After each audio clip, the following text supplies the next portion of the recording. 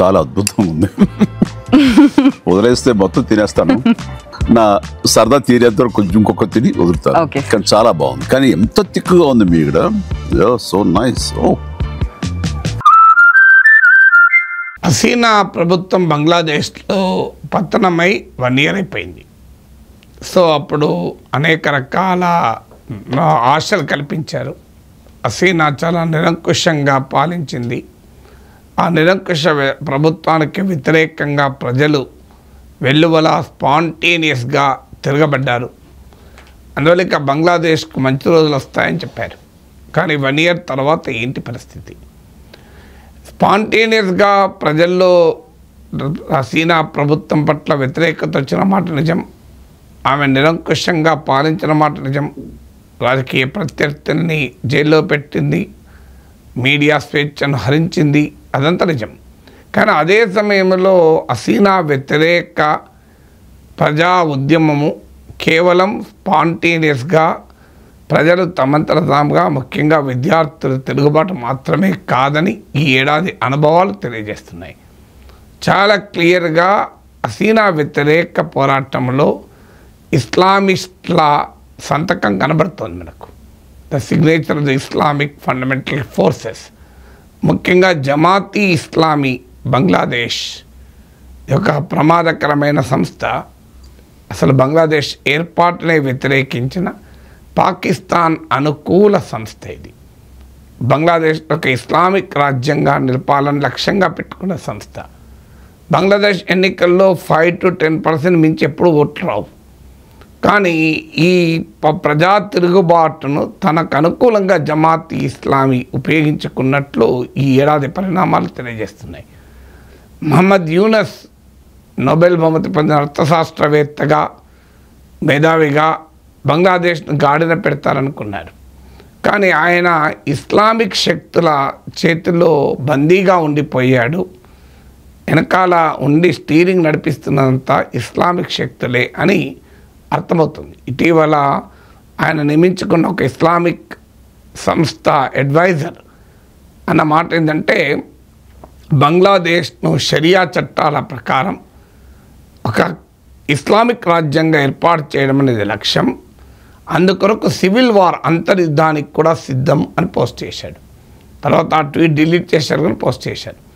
దీన్ని బట్టి అర్థమవుతుంది మనకు మహమ్మద్ యూనస్ వెనకాల ఏ శక్తులు ఉన్నాయని. మహమ్మద్ యూనస్ అధికారంలోకి వచ్చిన తర్వాత బంగ్లాదేశ్ స్వాతంత్రోద్యమాన్ని కించపరుస్తూ జాతిపిత షేక్ ముజిబుర్ రెహమాన్ విగ్రహాలను కూలగొట్టారు. ఆఖరికి ఆయన యాన్సిస్ట్రల్ హోమ్, ఆయన పూర్వీకుల ఇంటిని కూడా తగలబెట్టే ప్రయత్నం చేశారు. సో షేక్ ముజిబుర్ రెహమాన్కు సంబంధించినటువంటి అంశాలను బంగ్లాదేశ్ పాఠ్య పుస్తకాల నుంచి తొలగించారు. క్లియర్గా బంగ్లాదేశ్ స్వాతంత్రానికి సంబంధించినటువంటి ఏ రకమైన జ్ఞాపకాలు ఉండకూడదు అనేది కొత్త పాలకుల లక్ష్యం. అంటే అర్థమవుతుంది మహమ్మద్ యూనస్ వెనకాల ఏ శక్తులు ఉన్నాయని. జమాతీ ఇస్లామీ ఇతర ఇస్లామిక్ మతవాద శక్తులే కాదు, వారిని కూడా వెనకాల నుంచి నడిపించేది పాకిస్తాన్. లష్కర్ ఈ తోయిబా నాయకులు బహిరంగంగానే పాకిస్తాన్ బహిరంగ సభలో చెప్పారు, మేము బంగ్లాదేశ్లోనే ప్రభుత్వాన్ని కూల్చేశామని ఓపెన్గానే చెప్పారు. సో రోజు రోజుకు ఏమి అర్థమవుతుంది అంటే, బంగ్లాదేశ్లో షేక్ హసీనా ప్రభుత్వ దురాగతాలు ఉండవచ్చు. ఆ ప్రభుత్వానికి వ్యతిరేకంగా ప్రజల్లో పెద్ద ఎత్తున వ్యతిరేకత కూడా వ్యక్తమైన మాట నిజం. కానీ దాన్ని ఇస్లామిక్ శక్తులు, భావీయ శక్తులు, ఎక్స్టర్నల్ ఫోర్సెస్ పాకిస్తాన్ రూపంలో, ఈవెన్ అమెరికా కూడా బంగ్లాదేశ్లో రెజీమ్ చేంజ్ వెనుక, ప్రభుత్వ మార్పు వెనుక ఉందా అన్న అనుమానాలు బలపడుతున్నాయి. షేక్ హసీనా కూడా ఒక ఇంటర్వ్యూలో చెప్పారు, అమెరికా అడిగినట్టు ఆ దీవిని కనుక నేను ఇచ్చివేసి ఉంటే నేను ఆ ప్రభుత్వం పతనమయ్యేదే కాదు అని. షేక్ హసీనా పొలిటికల్ అసైలం అడిగితే అమెరికా, బ్రిటన్లు ఇప్పటికీ అంగీకరించడం లేదు. వాస్తవంగా చాలా దేశాల్లో ఉండే డిసిడెంట్ లీడర్స్కు వెస్ట్రన్ కంట్రీస్ పొలిటికల్ అసైలం ఇస్తారు, రాజకీయ ఆశ్రయం. అంటే చాలా క్లియర్గా షేక్ హసీనా వెనకాల, ఆ షేక్ హసీనాను తొలగించే ఈ పోరాటం వెనకాల ఇస్లామిక్ శక్తులే కాదు, బంగ్లాదేశ్ ఇండిపెండెంట్ బంగ్లాదేశ్ను వ్యతిరేకించే పాకిస్తాన్, దానికి మద్దతు ఇచ్చే అమెరికా లాంటి దేశాలు కూడా ఉన్నాయన్న అనుమానం కలుగుతోంది. ఇక కొత్తగా వచ్చిన పాలకులు క్లియర్గా యాంటీ ఇండియా పొజిషన్ తీసుకున్నారు. దీనికి షేక్ హసీనాకు భారత్ ఆశ్రయం ఇవ్వడం కారణం అని చెప్తుంటారు. కానీ అది మాత్రమే కారణం కాదు. మనం షేక్ హసీనాకు ఆశ్రయం ఇచ్చినా ఇవ్వకపోయినా, షేక్ హసీనాను అప్పగించినా భారత్ వ్యతిరేకత కొత్త పాలకులకు పోదు. ఎందుకంటే structurally Islamic fundamentalist, pro Pakistan, anti liberation forces అవి. అందువల్ల పాకిస్తాన్కు వ్యతిరేకంగా బంగ్లాదేశ్ విమోచనకు సహకరించిన భారత్ పట్ల వారికి అనివార్యంగా వ్యతిరేకత ఉంటుంది. ఎందుకంటే ఇస్లామిక్ ఫండమెంటలిస్టులు భారత్ వ్యతిరేకతతో వాళ్ళు నరనరాన్ని నింపుకున్న వాళ్ళు. అందువల్ల షేక్ హసీనాకు ఆశ్రయం ఇవ్వడమే కారణం కాదు.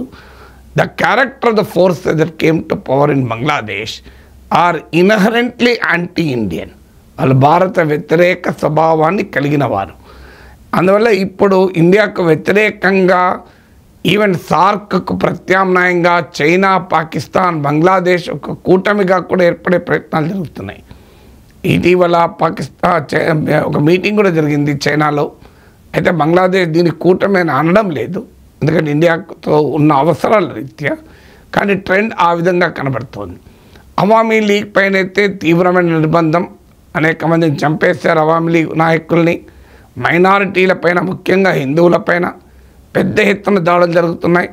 బంగ్లాదేశ్ సెక్యులర్ దేశంగా ఉండకూడదు, బంగ్లాదేశ్ అనే ప్రయత్నాలు జరుగుతున్నాయి. ఈవెన్ ఎలక్షన్స్ కూడా వీలైనంత లేట్ చేయాలన్న ప్రయత్నాలు కూడా జరుగుతున్నాయి. జమాత్ ఇస్లామీ కోరుకున్న ఈ ఎజెండాను మహమ్మద్ యూనస్ అమలు చేస్తున్నాడు. ఆఖరికి బంగ్లాదేశ్లో అవామీ లీగ్ ఎలాగో నిర్బంధంలో ఉంది. ఈవెన్ బంగ్లా నేషనలిస్ట్ పార్టీ బిఎన్పి కూడా ఈ ఎన్నికల వాయిదా వేసే ప్రయత్నాన్ని వ్యతిరేకిస్తున్నారు. ఎందుకంటే బంగ్లాదేశ్ నేషనల్ పార్టీ ఆశ ఏంటంటే తామే అధికారంలోకి వస్తామని. డిసెంబర్లో ఎన్నికలు ఉన్నారు. ఇప్పుడు చూస్తుంటే 2026 వరకు కూడా ఎన్నికలు ఉండకపోవచ్చు అన్న వాతావరణమే కనబడుతోంది. అంటే బంగ్లాదేశ్లో రోజు ఘర్షణలు, పొలిటికల్ ఇన్స్టెబిలిటీ పెరిగింది. ఆర్థిక వృద్ధి రేటు సగానికి సగం పడిపోయింది. షేక్ హసీనా కాలంలో 6% గ్రోత్ రేట్ ఉన్న దేశం కాస్త ఇప్పుడు సగం ఆఫ్ పడిపోయింది వృద్ధి రేటు. ద్రవ్యోల్బణం, ఇన్ఫ్లేషన్ పెరుగుతోంది. అందువల్ల బంగ్లాదేశ్ యొక్క పొలిటికల్, సోషల్ అండ్ ఎకనామిక్ ఇన్స్టెబిలిటీలోకి కూరుకుపోయింది. చూస్తుంటే ఇంగ్లీష్లో సామెత ఉంటుంది, cure is worse than the disease అని. చికిత్స రోగం కన్నా ప్రమాదకరంగా మారింది బంగ్లాదేశ్కు. షేక్ హసీనా మంచి పాలన ఇచ్చిందని అనడం లేదు, షేక్ హసీనా ఆదర్శమైన పాలకులేం అనడం లేదు. కానీ షేక్ హసీనాను తొలగించి అధికారంలోకి వచ్చిన వారు మరింత ప్రమాదకరమైన పరిస్థితుల్ని ఆ దేశంలో క్రియేట్ చేస్తున్నారు.